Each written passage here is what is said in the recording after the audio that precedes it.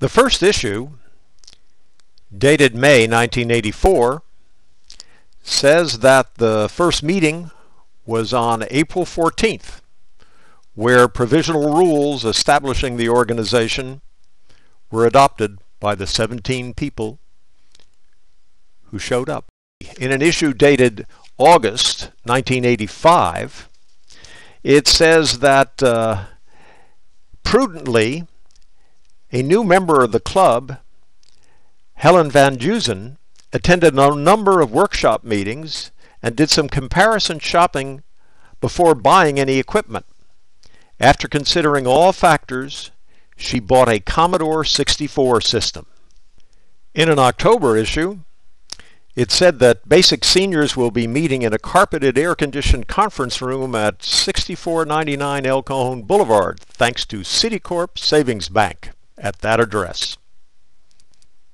In January 87, a note says that the Committee on Programs head brought out some topics for programs, such as modems, spreadsheets, word processing, games, sideways in quotation marks, and genealogy. In May of 87, the Hospitality Committee reported that $15 per quarter was not enough to provide snacks at the meetings and asked for a raise to $20. In February of 88, it said that there were new members, and 6 of those new members had not yet committed themselves to a computer brand. The others report a TRS-80, a PC-100, and a Commodore 15. In August of 1988, there was considerable discussion of the new IBM type machine. In 1988, it was noted that the use of the bank lobby by basic seniors during the Saturday morning meetings has been discontinued by Citicorp as a result of a holdup which took place on March 24th. And in 1989, it says that there was a celebration of a 5-year anniversary of basic seniors.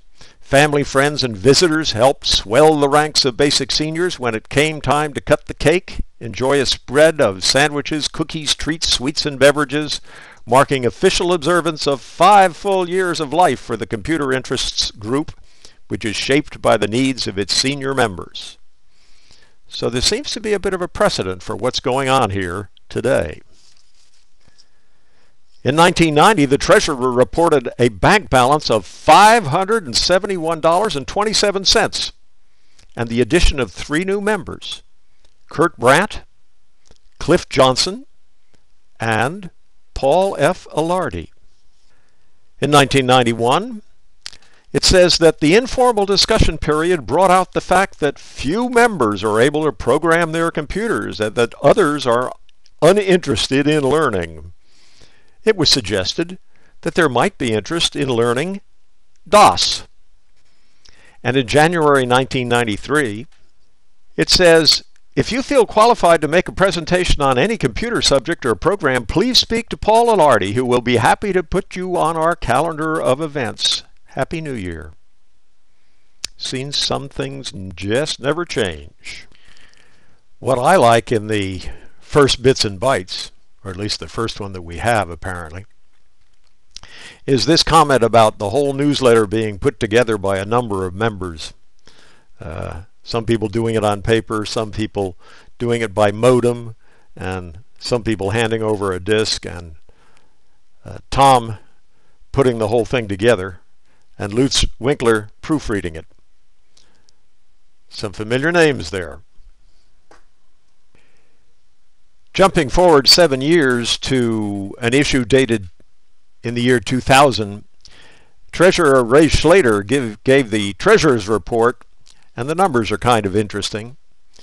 Here we're spending over $1,000 on a new computer, and our total is over $8,000. He also said that the cookie fund is running slightly in arrears and asked that members who eat cookies be sure to put a donation in the cookie jar. Does that sound familiar, Ann? I also found it kind of fun to have a look at something written by Paul Alardi in 1993 called Lesson Number 2, where he talked about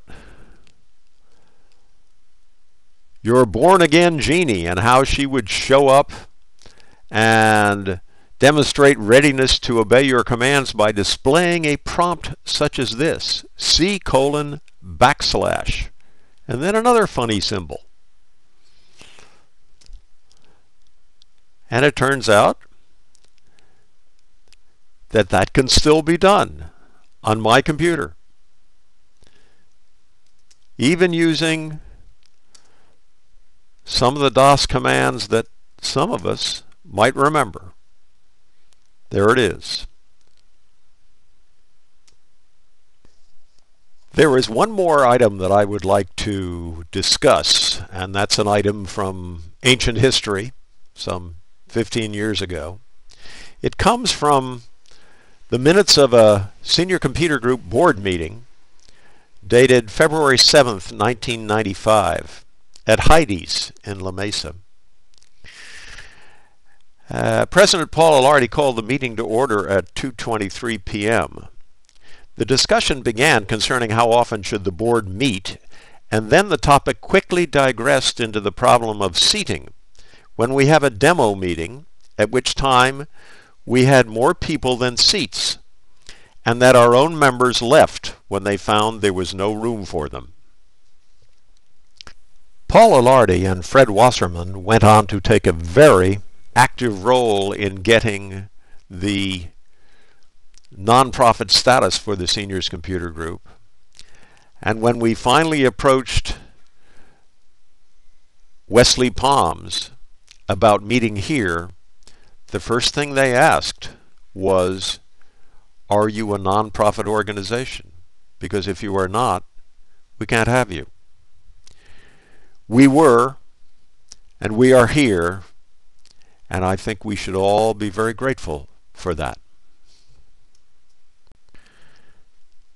So, I hope you have enjoyed your short trip down memory lane, and I hope you're enjoying this 25-year celebration of the founding of the Seniors Computer Group. Whatever your reason for using a computer, whether it is writing, research, communicating, data storage, photos, genealogy, or any one of the other things that a computer can do, you can learn a lot here at the Seniors Computer Group. I sure know I have in the 15 years that I've been a member. When the group was formed 25 years ago, dues were $1 a month. Today, dues are $1 a month. Visitors are welcome at no charge. And the Seniors Computer Group takes great pride in working hard at its motto of seniors helping seniors.